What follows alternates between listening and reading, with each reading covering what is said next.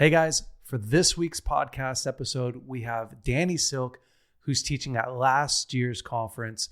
It's going to be awesome. Hope you guys enjoy. We live in a time where masculinity is shamed and men don't know what it means to be a man. As a pastor and counselor, I've spent the better part of my life equipping and training others. My goal with this show is to translate my hard-earned experience into tools and tactics to help you become stronger as a man. This is the BraveCo podcast. I'm your host, Jason Bellet.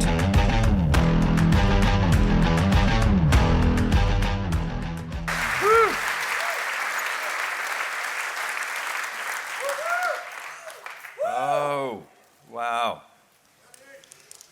So good. So good to be here. Thanks for coming, gentlemen. Yeah, it's such a privilege. Such a privilege to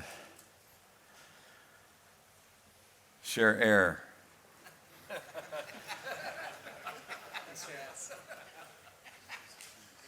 In kind of a weird way, it makes us one. You know, I just use that air that you just sucked in. I don't know. I feel closer to you. Very cool. I am always humbled to stand before leaders, kindred spirit. I'm always humbled that people would care what I think. You know, it's a weird thing. I'm from Weaverville. Come on. It's on You know, and grew up, I was 21 years old before I ever left California. I grew up not knowing anybody with a passport. So the idea of greatness and eternity and all these things didn't even dawn on me until I got saved, until I met these guys. And then all of a sudden, I realized there's so much more expected of me than I knew was possible. But there was so much more available to me than I knew was possible. So I say that to say it doesn't matter where you're from or what you've been through up until this point. It's really important, though, that you do figure out that you were created for greatness. And that even if you don't expect great things from yourself, your family does.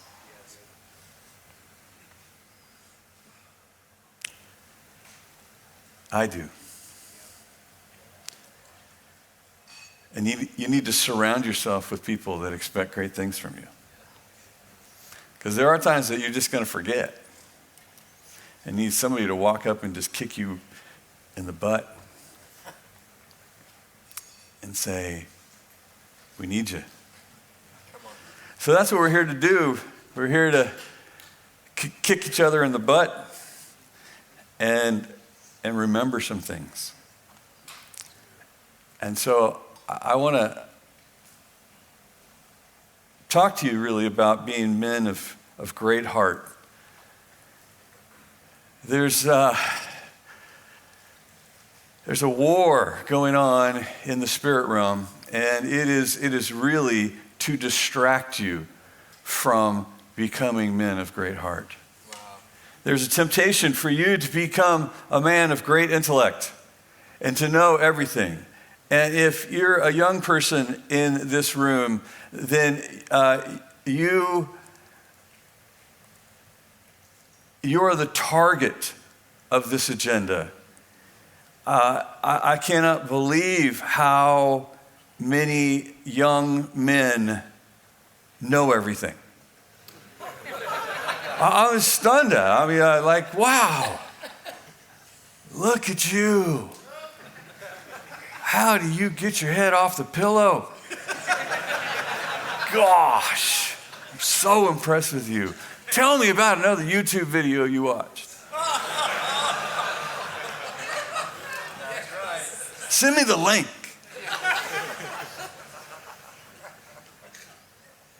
See, all knowledge does really is puffs up. Just makes you, it makes you disgustingly rigid. Because it's arrogance. It's arrogance. When we just know everything there is to know, it's arrogance. And that's one side of the war. One side of the war is to make you God's opponent. See, God is opposed to the arrogant. You get into a cycle where you think you're smarter than God. I mean, that's smart. That is smart. Congratulations, you did it. You're smarter than God. The other side of it is to fuel your appetites. For your appetites to rule you. Today in society we call it passion. That's not my passion. I'm not passionate about that. I don't want to do anything that just isn't my passion. Well, then don't do anything. Because most of what you do isn't your passion. Yeah, that's true. That's right.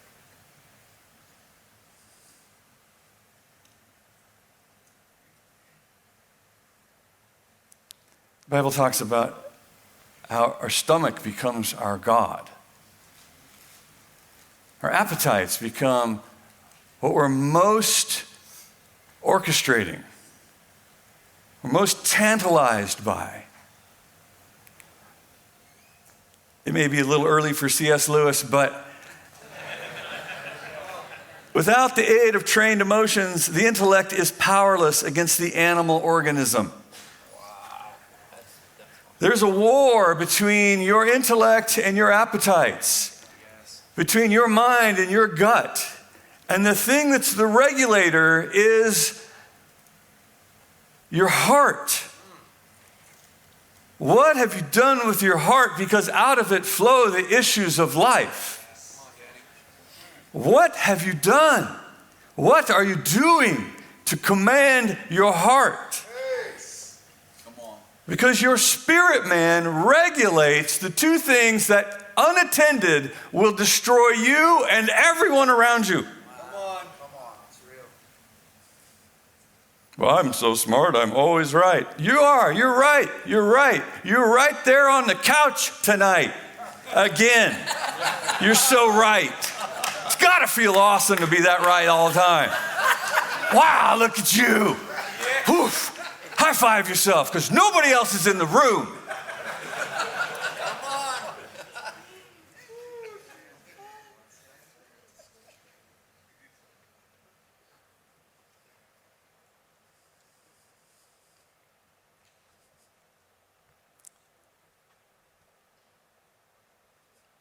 My appetites are just out of control.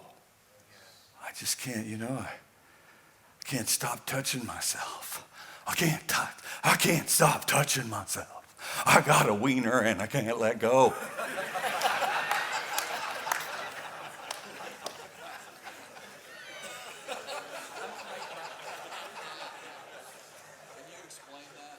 Can you explain that? Let me show you. It would have to be a demonstration.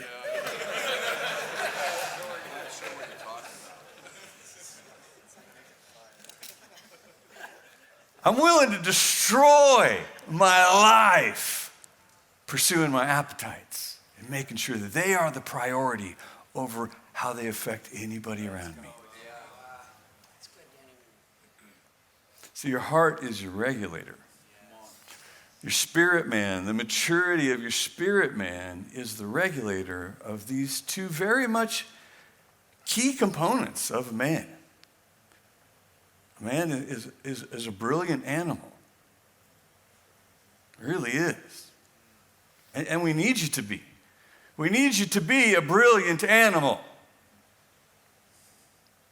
You're created in the image of the lion. You're created in the image of the lion. Don't let that get out.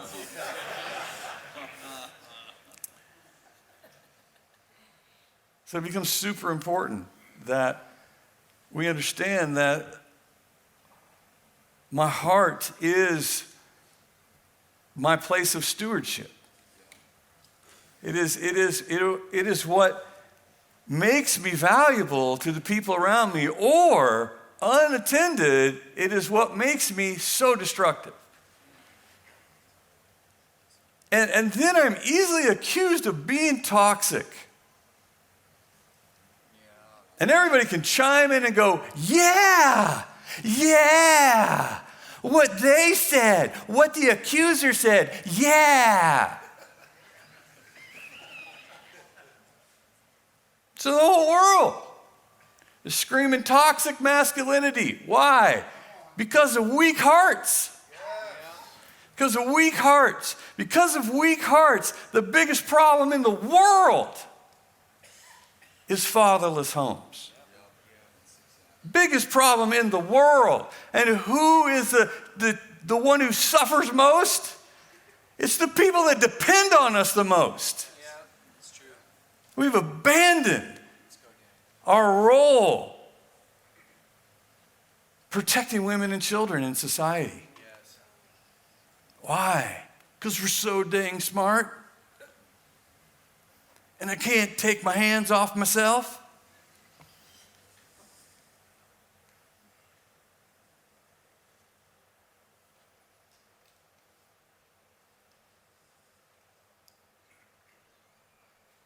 I'm not talking to anybody in here. I'm just saying.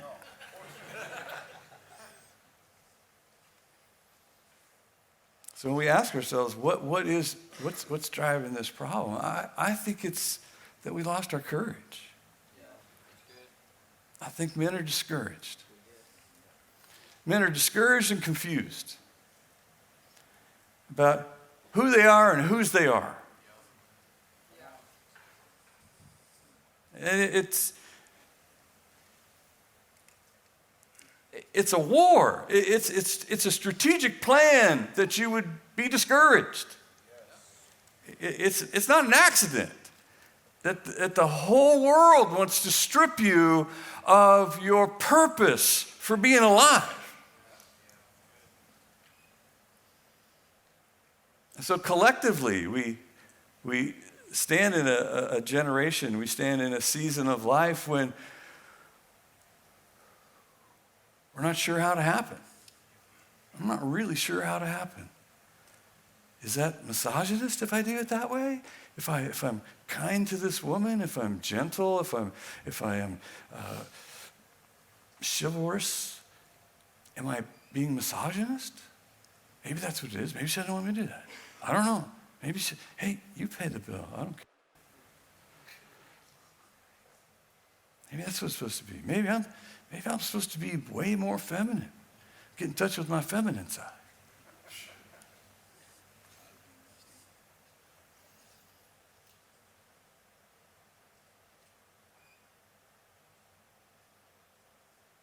Maybe somebody breaks in the house. Maybe I should wake her up. Honey, go see who it is. I'll get the kids. Here's the pillow.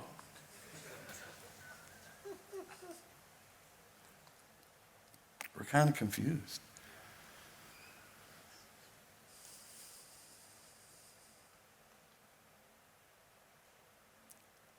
I just want to tell you guys that your call in life, you're to be troublemakers, man. You're supposed to have a deep, meaningful relationship with trouble. Hello, trouble. It's been a while since we last met.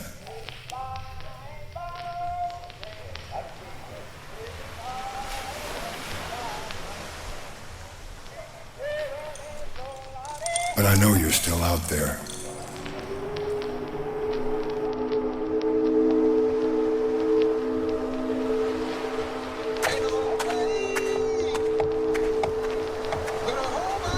And I have a feeling you're looking for me.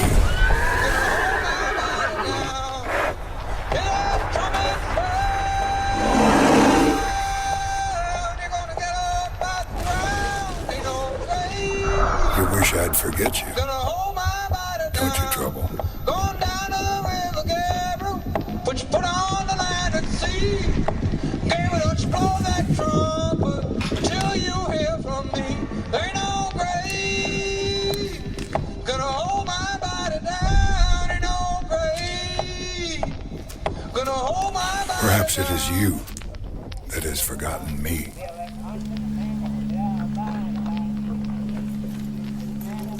Perhaps I need to come find you.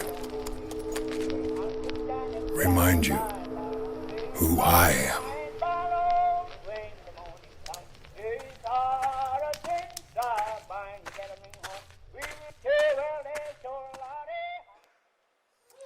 It's a Gerber knife commercial, so it's pretty cool. It's pretty cool. I got 3 things I want to talk to you about. First thing is courage. I think we've heard that word about 18 times so far. But I want to talk to you about death-defying courage. I mean, I think everyone watched Todd last night nearly lose his head 3 times and then slide off the back of that horse and squat down in the spot where you're never supposed to stand by a horse. On a horse he just met.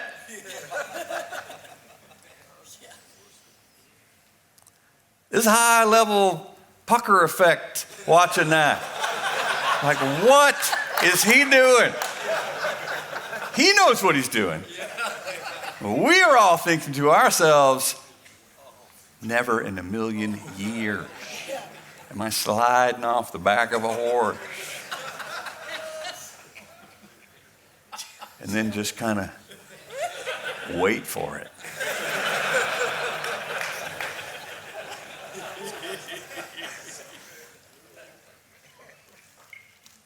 But therein proves his point. See, once a man faces his greatest fears, the music starts.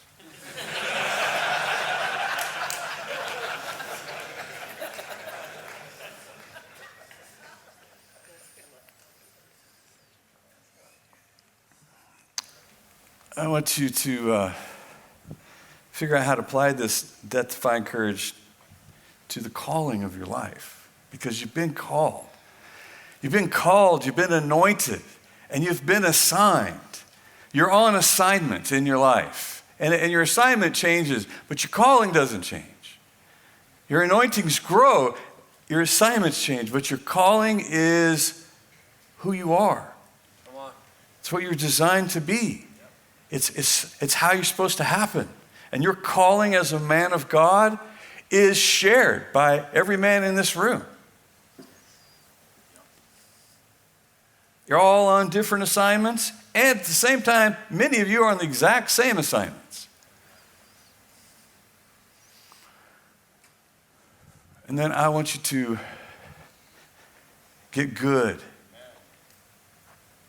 at being encouraging to each other.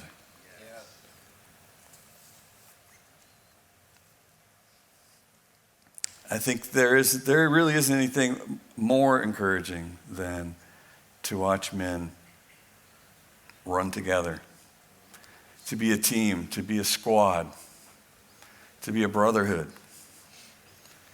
It's the way this is supposed to work. It's the way you were designed to function as a tribe. And yet, the thing that we struggle the most with is feeling alone and isolated.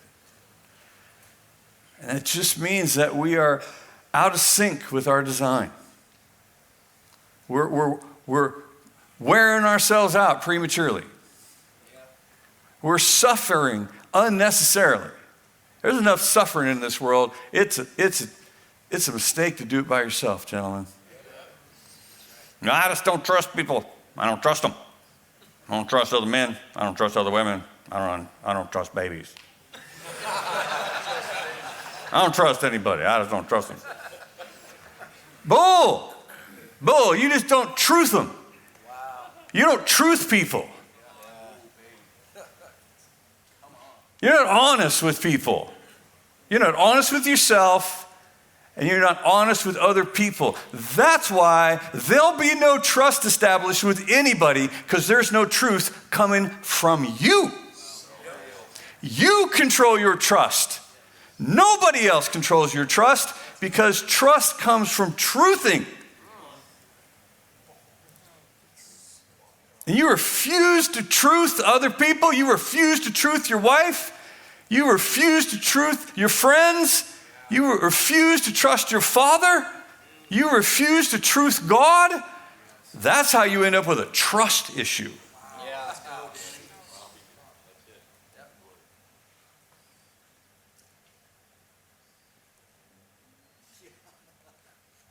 Thanks for coming.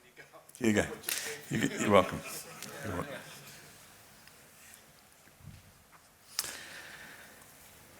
I'm going to tell you a story. My son-in-law over here. Ben, stand up. Give him away. That's Ben.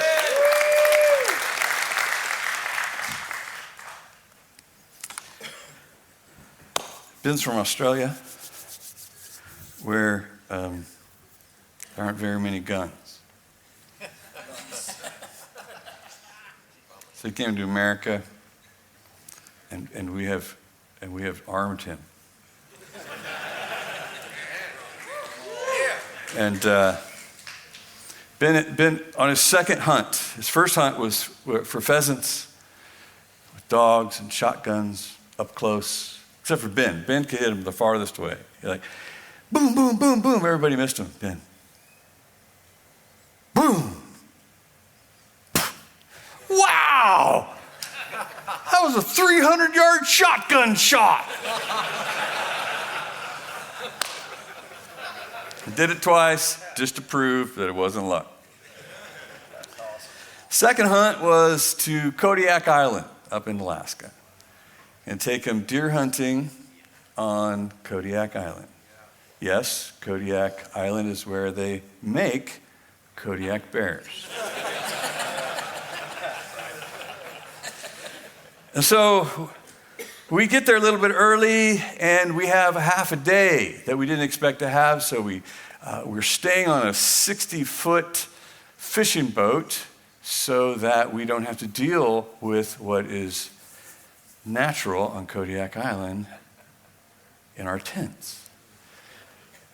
We jump in a Zodiac inflatable. We go onto the shore of Larson Bay. We get off. There's 6 of us there, 3 Alaskans, 3 lower 48 please help me's. We teamed them up so each one has an instant increased odds of survival. And I teamed up Ben with the best guy that we had, Craig Mosley. Craig Mosley is like the Bear Grylls of Alaska. He was raised there. He's been outside. His parents just threw him outside. They didn't let him in the house. He's just an amazing man. Such a manly man.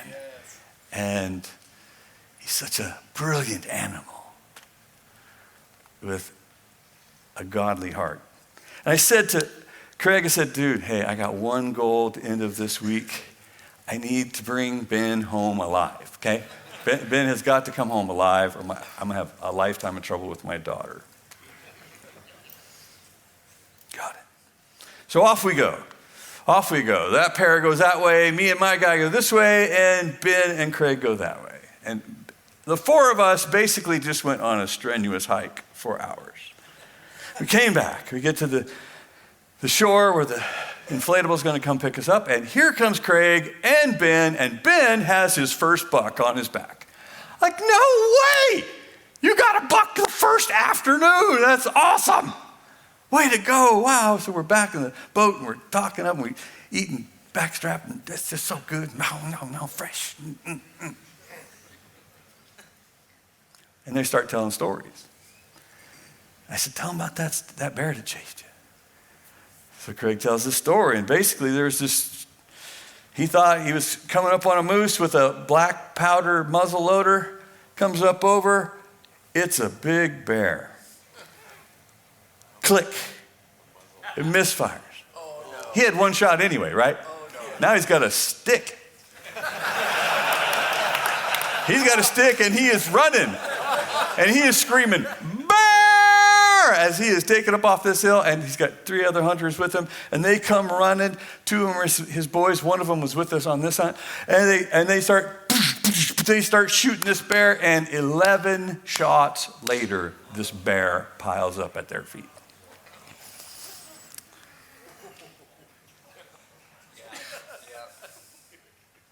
Next day, we get to the shore.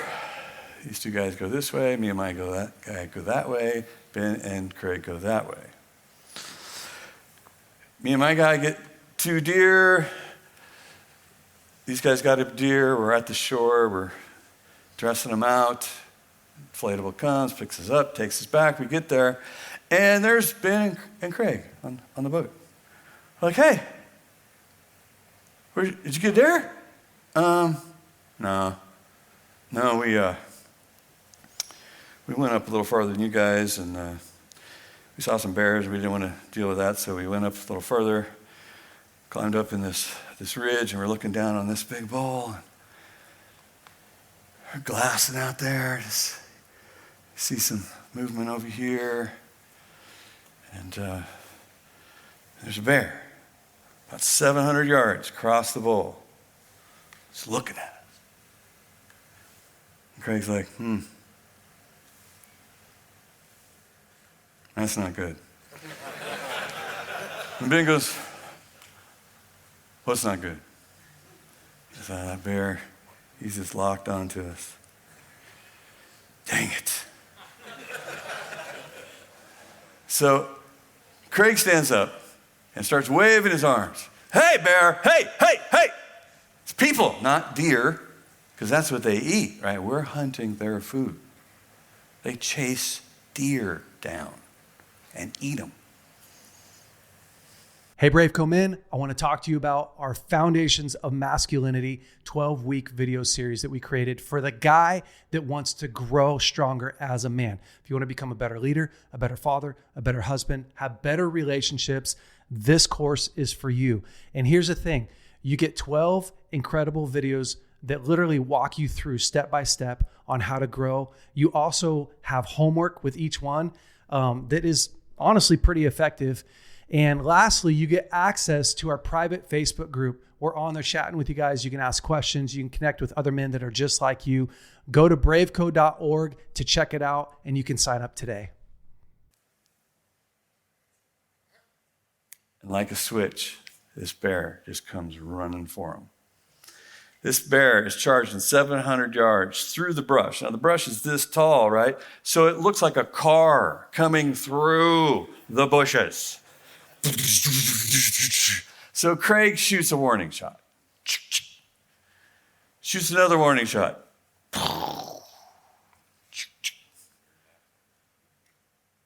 It keeps coming. He shoots another warning shot.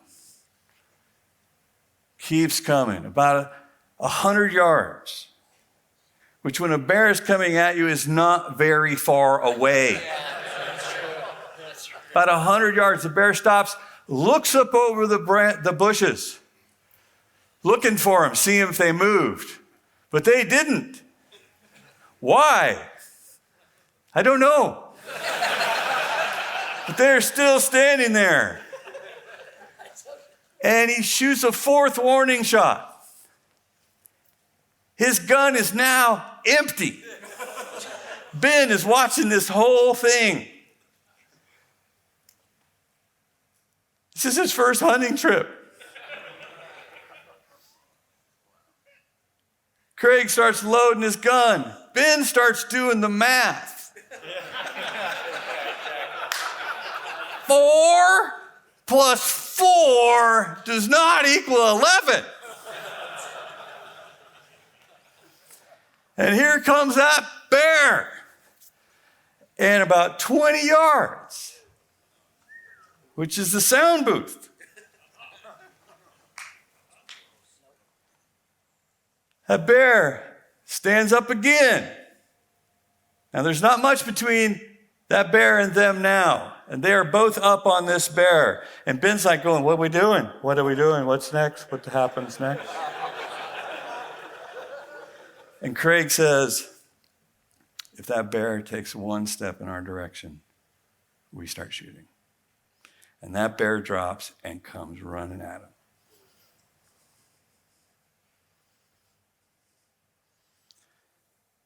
And Ben shoots and hits it in the shoulder, spins it, and Craig shoots and hits it in the neck. And that bear stops about 10 yards, rolled up.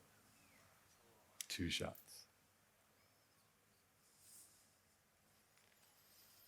And the 4 of us are listening to this story.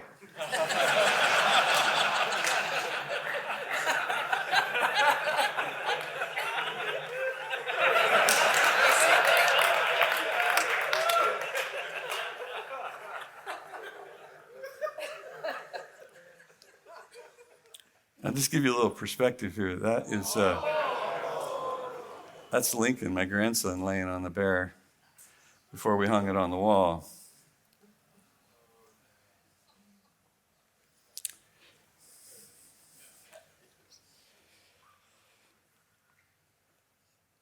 I said, Ben, you all right? And the captain of the boat said, well, I'm going to have to throw some more chemicals in the septic after Ben got done in there.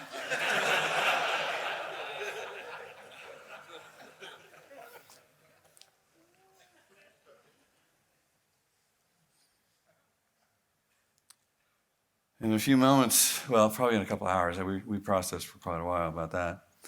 And one of the rods on the back of the boat starts bouncing, and Ben goes back there and grabs it, lands a 40-pound halibut.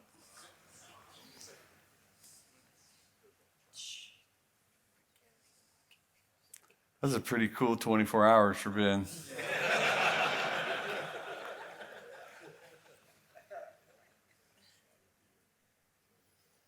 But I heard Ben and Craig talking later. And Craig said, I think out of that whole thing, what amazed me the most was you stayed. You didn't take off running. That's good.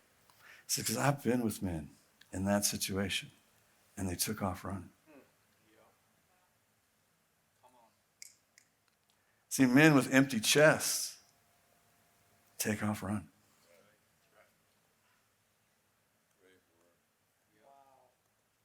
Now, Ben says it's because his legs didn't work.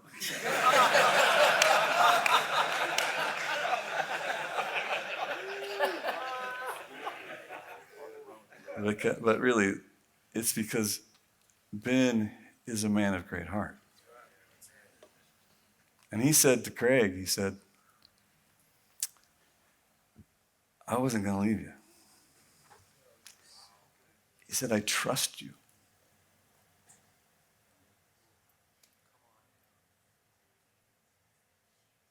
I wasn't going anywhere. And I trust you.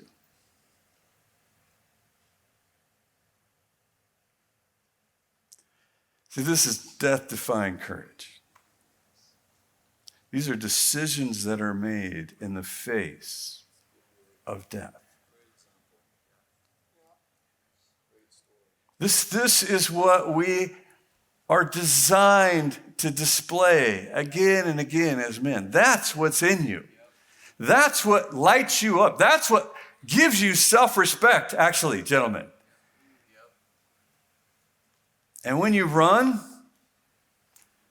when no one's chasing you, you don't even respect yourself.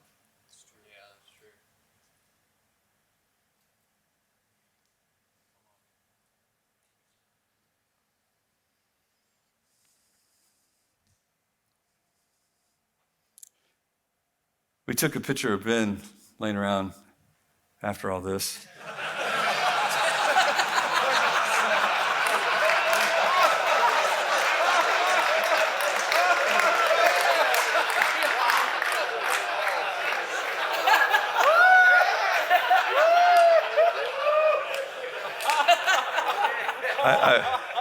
I've not posted it on my Instagram, but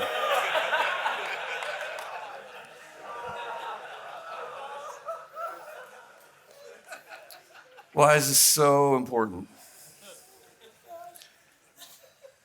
It's so important because very naturally we have a deep self-preservation to deal with. I could argue that self-preservation was the original sin. I know disobedience gets a lot of credit, but I think self-preservation drove that disobedience.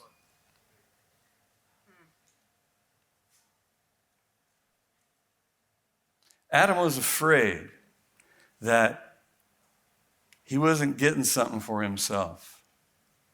He was tempted to become the rule maker. The temptation was, God's afraid that if you disobey him, you'll be like him. See, God's the rule maker. God gave Adam one oppressive rule. Why? So that Adam would have a ruler. Just one rule.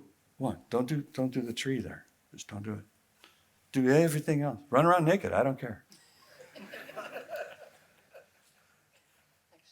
Just don't do that. Why? Because I'm the rule maker. And the temptation was, God's afraid that if you break his rule, you'll be the rule maker. You'll be like him.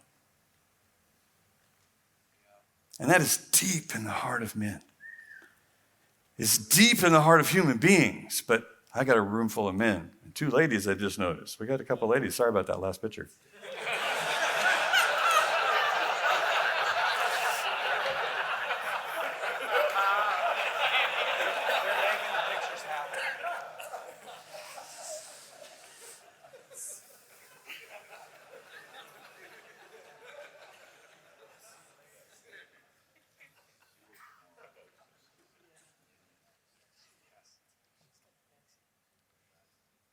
We are going to figure out ways to save ourselves. We're going to figure out ways to protect ourselves. We're going to figure out ways to justify ourselves. We're going to figure out ways to minimize other people. We're going to figure out ways to deny truth. We're going to figure out ways to be the master of our own universe.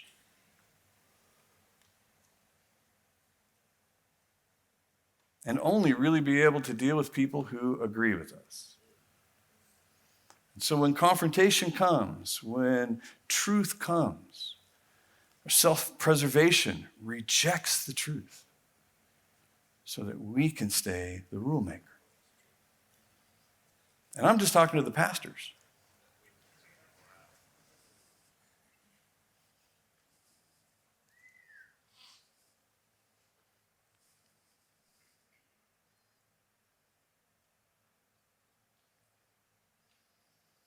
See, the key to our freedom is really in our ability to practice sacrificial covenant.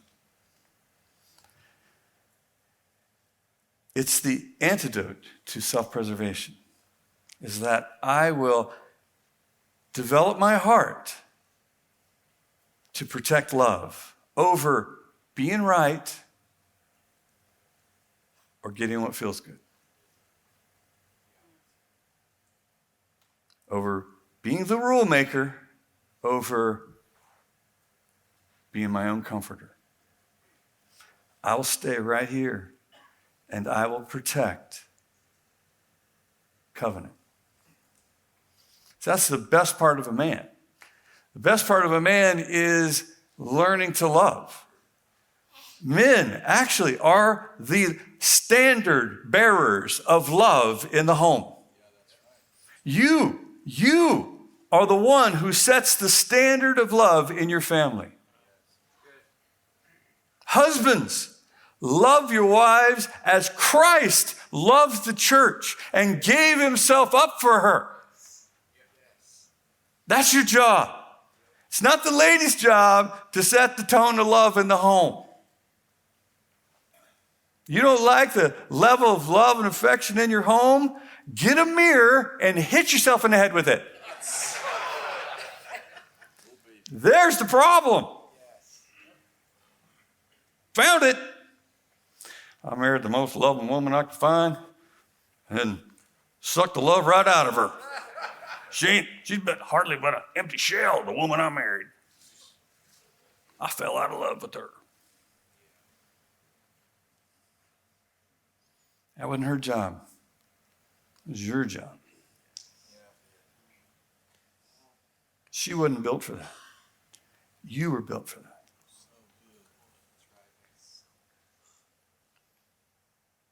You're the saturator of love in your home. Come on.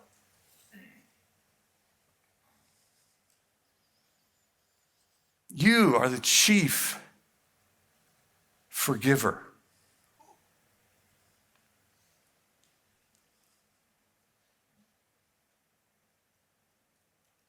You are the chief servant.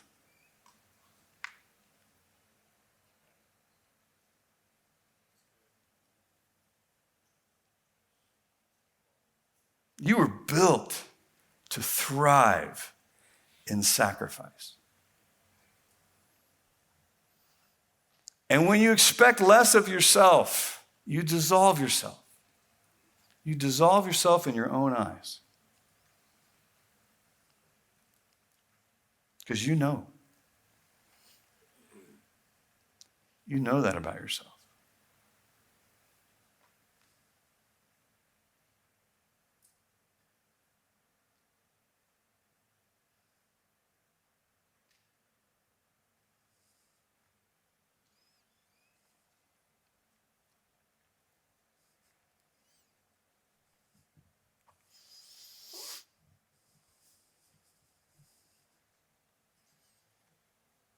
Why death-defying law?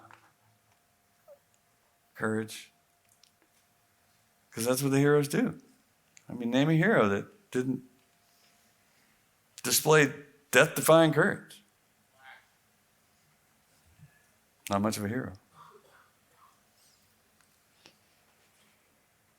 He was fast. That's about it. They're screaming Maximus, Maximus, Maximus. Not because he was good at emails.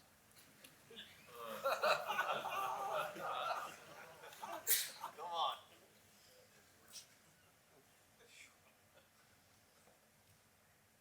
You know, we are drawn to these displays of sliding off the back of the horse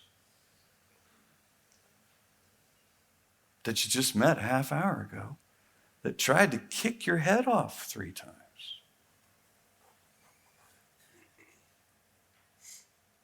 We lean into that and say, I want to see that in my life. Come on.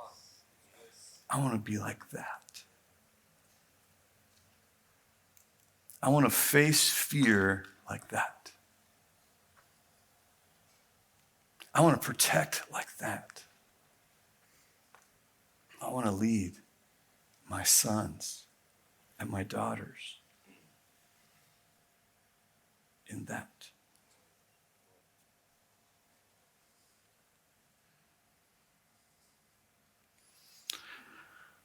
I want you to apply this to your calling in life. I want you to take death-defying courage and apply it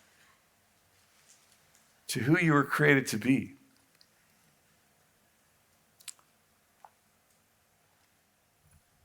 Stephen Mansfield, if you haven't read Man on Fire or Mansfield's Book of Manliness, then you need to go do that.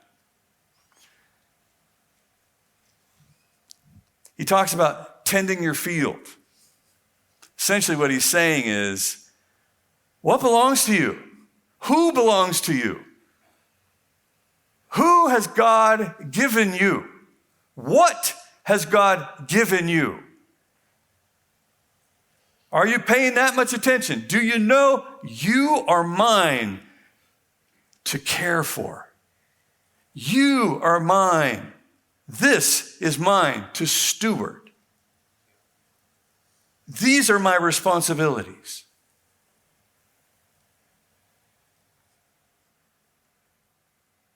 We watched a horse learn responsibility, the ability to respond. We watched this horse learn responsibility, be taken from what he thought was freedom, and learn to respond and become free. You're like, wow, that was such a brilliant illustration of what responsibility does.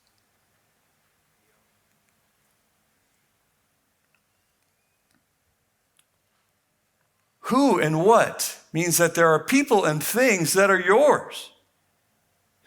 They're yours. And your leadership grows according to how well you handle people and things. But don't get them mixed up. Don't get people and things mixed up. Because things have a very specific relationship with you. Things are for your consumption and for your pleasure. You tend to the grill because that thing is going in your belly and you can't wait.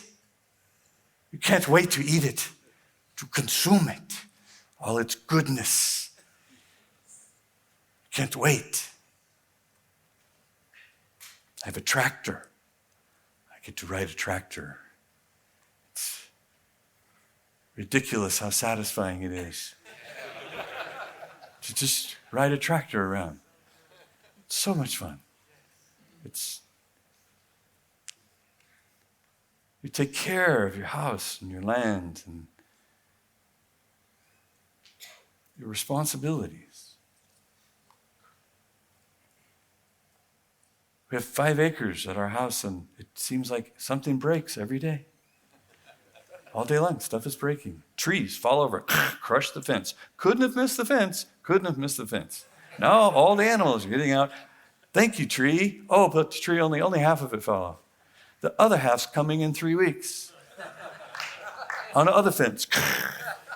Why? Because. Just because. It's just how this works. But people are not for your consumption or your pleasure. People are for you to take care of, to love, to connect, to protect, to provide for, to nourish, and to cherish. People in your life have a completely different relationship with you than the things in your life. And if you get those screwed up, they're going to let you know. See, we actually form attachments, deep attachments with the things that we love.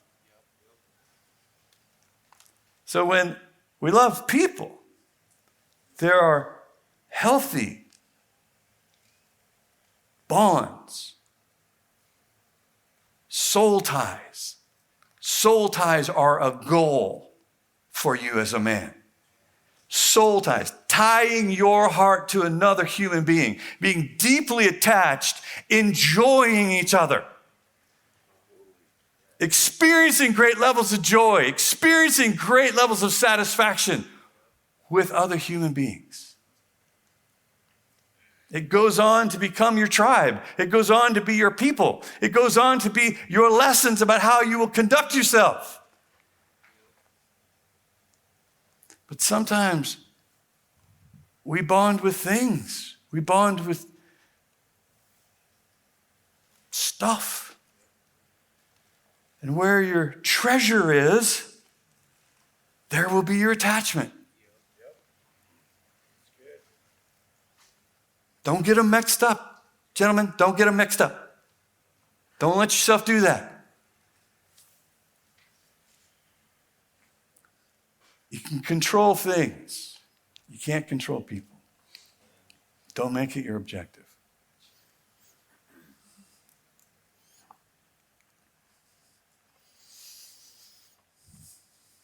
We love people and we manage things.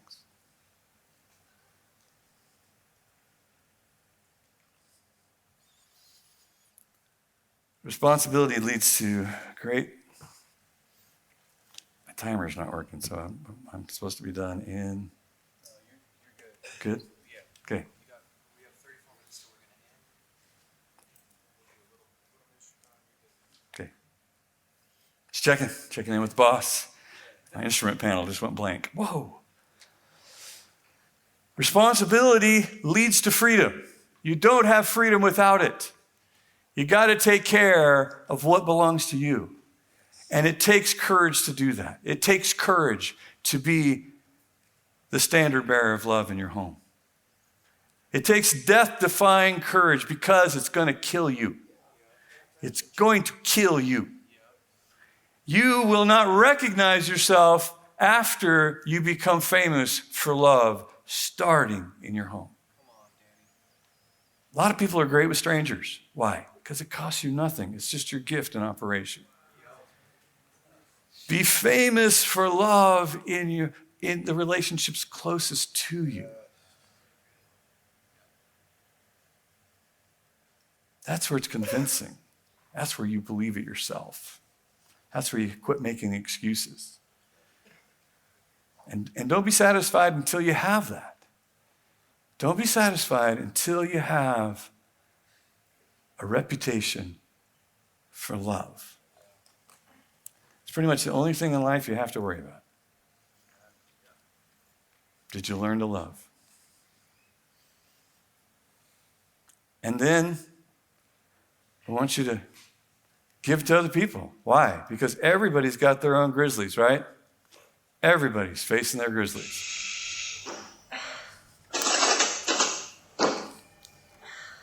Oh, you're not just gonna walk away and give up. Stuck. You can get that. That's yours. Nobody else. Get in there and give it some heat. Give it some heat. Get it some heat. Get it. And you get it. You go in there, baby. And you go get it hard. You get it. You get it. Get it. That's the one right there. You get it. Yes. All right. Yeah.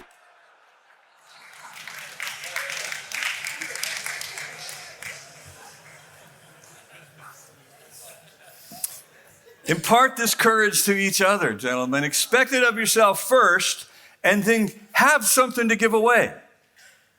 Don't just talk about it. Don't just preach about it. Don't just point at it. Don't just send a YouTube link.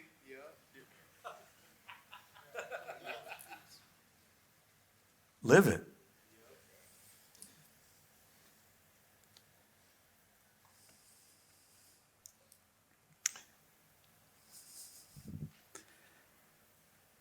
Here's the deal. You're about to face 2 days of adjusting that's going to require your best. It's going to require the most courage that you've accessed in a while. And you're going to be dramatically impacted, and you're going to carry out of this place repentance. You're going to take out of this place a radical shift in paradigm. And you're going to say, hey, self, I expect more from you. I expect more from you here, here, and here. And you're going to get home, and you're going to walk in the door, and your head's going to bob just a little bit, like, I already changed. I'm different than I was, and I'm home. And pow! Everybody you left is still there. And they haven't changed.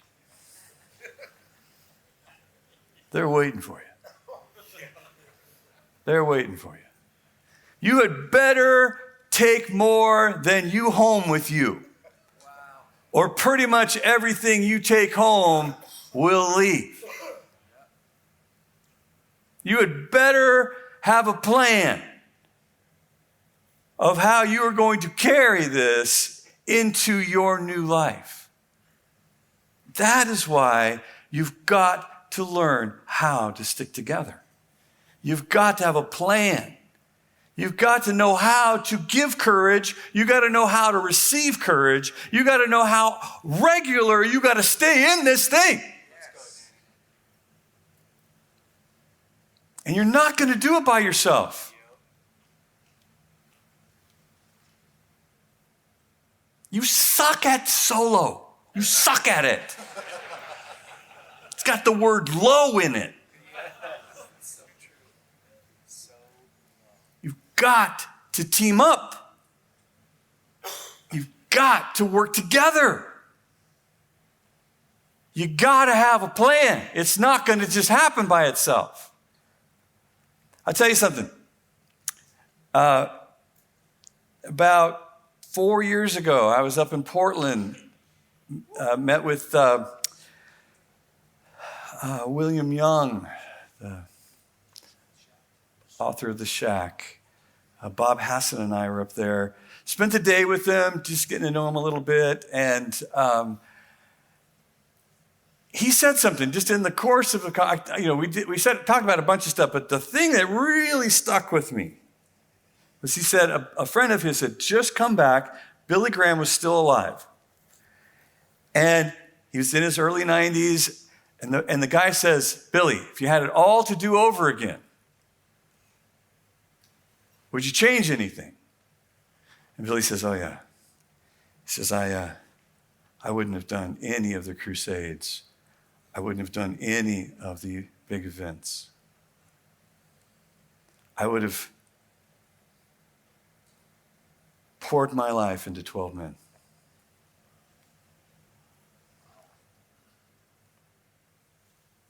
I was traveling 200 days a year right then. I feel kind of stupid right now. I think that's the feeling I'm having. Stupid a feeling? Yeah, it is. Yeah, I feel stupid. Yep, I just getting in touch with my heart. I would take 12 men and pour my life into them. Somebody else did that. Change the world.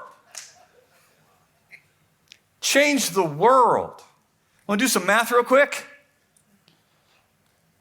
If I pour my life into 12 men, and each of them pour their life into 12 men, and each of them pour their life into 12 men, by the time you get to the 6th level, it's 2.9 million.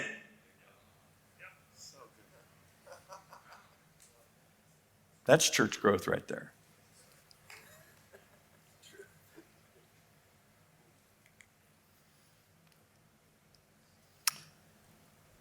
I chose 12 men, and about a year ago, we started doing monthly Zoom calls. These are men that I know. These are godly men. These are men that want to change the world. These are men that are doing a good job with their lives. In most of their lives, someplace they're pooping their pants, but most of the place, they're doing a great job, all of us. We're doing a good job with, we love each other. They don't know each other. They all know me. They're learning to know and love each other. But we're just walking together. And there is a diligent plan every month that these guys will jump on this call and they will share life together. They will touch base. They won't let themselves get what Stephen Mansfield calls rusty. Men tend to have rusty relationships where, we got together, had a great time, hung out, played golf, went fishing. It was a great time. When was that? Has it been 3 years already? Wow. I wonder how he's doing. I've been through a lot since I saw him last.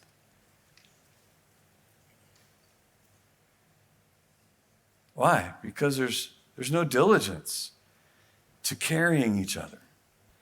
There's no strategy. There's no plan. We just hope it'll magically happen. We just hope that what's never happened will start happening. High school, college, whatever it was, you had a group of guys. Hey, well, we're together. Because that's what we did together. A group of guys work together. Hey, that's what we do. We work together. Get away from that relationship. Hey, I can't remember his last name. Why? Because there's no plan to do otherwise. The natural forces of atrophy will end that unless you have a plan to do something else. We schedule adventures. We're going to gather up. We're going to do this thing. In February, we were in Alaska. Went to Alaska. 9 of us could make it. We went to Alaska. We rode snow machines. They're called snow machines, not snowmobiles. You call it a snowmobile, they give you a pink one. Snow machines. These are snow machines. We rode 65 miles into the lodge. We were there for 5 days. We rode a total of 300 miles on snow machines in Alaska. We could have died. But we didn't. See how many of those? That's an adventure. That's how you define an adventure. We could have died, but we didn't. And that's what I tell my wife when we get home. But we didn't. She says, because I prayed for you. Stupid man.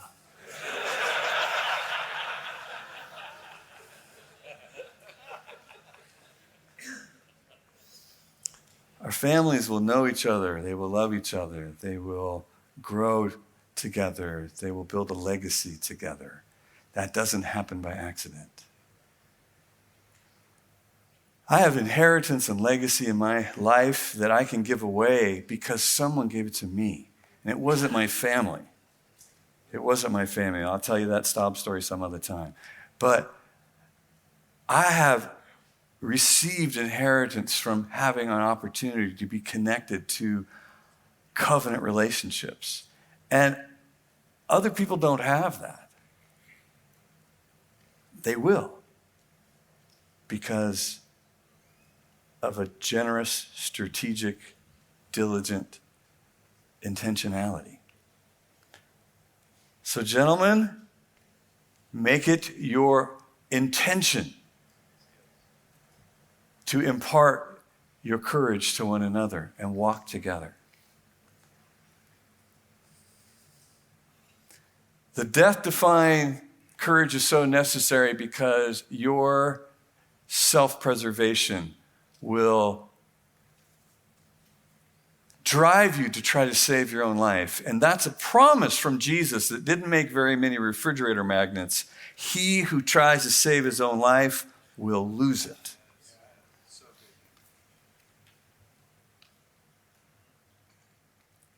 You're going to need that courage just to live up to who you've been called to be as a man of God. You're going to need to know how to face rejection, false accusation,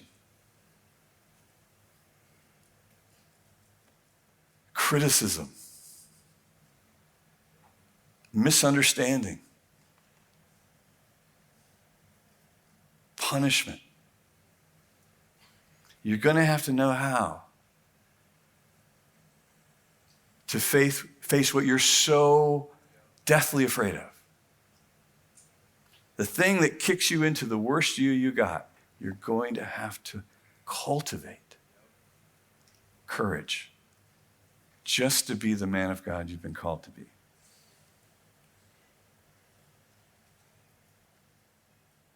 Amen? All right.